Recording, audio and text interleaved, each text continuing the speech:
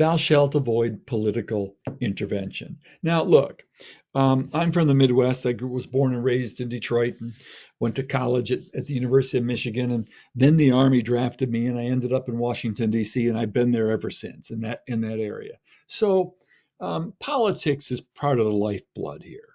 Even if you're not working on the Hill or working in a political job, you know people who are.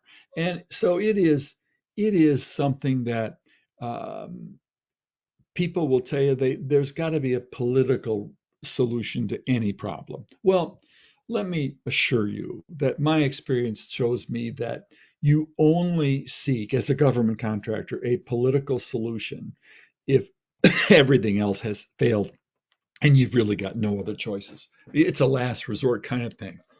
Now, I remember being in the Army and um, getting my first congressional. I was an Army sergeant. I probably was a corporal at the time. And when these congressionals come in, they've got now it's on emails. This was in a hard copy in an inbox. They would have these pink cover sheets, meaning drop everything else and deal with this. And they were the dumbest darn things you can't imagine. Yet they were from a congressman or a senator or a congresswoman who was asking on behalf of a constituent what the answer to the question was, and they wanted it immediately. So we'd have to draft it up and send it to congressional liaison for the Army, and they'd work it out and send it back to rewrite it.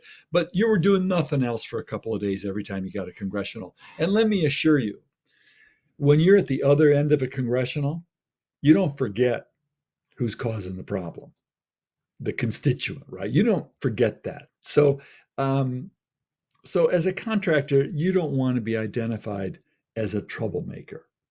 It's just not what you want to be. So um, understand, as a contractor, sure, of course, your company has representatives and senators in Washington who come from your headquarters state. Of course, they do.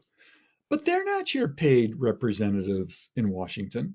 Not sure if you're big enough, you have several hundred or a couple thousand employees. Yes, they're going to listen to you because jobs are big to them in their districts, and they will do what they can reasonably do to help you. They'll answer your calls. But no matter who you are, you only have so much credit in these congressional offices, and you want to be really careful not to use it up on minor stuff that is not worth the risks it can pose.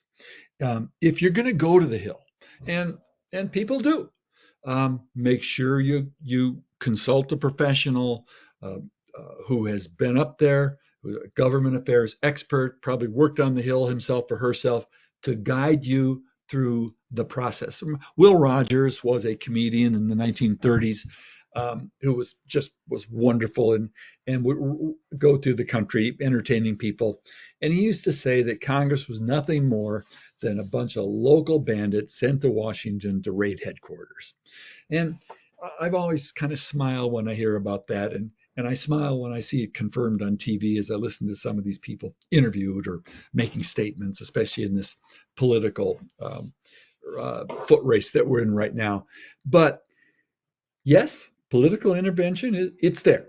It can help. But more often than not, it gets out of your control and it can go haywire. And its long-term negative impacts on you can be significant. So my recommendation is avoid it at all costs.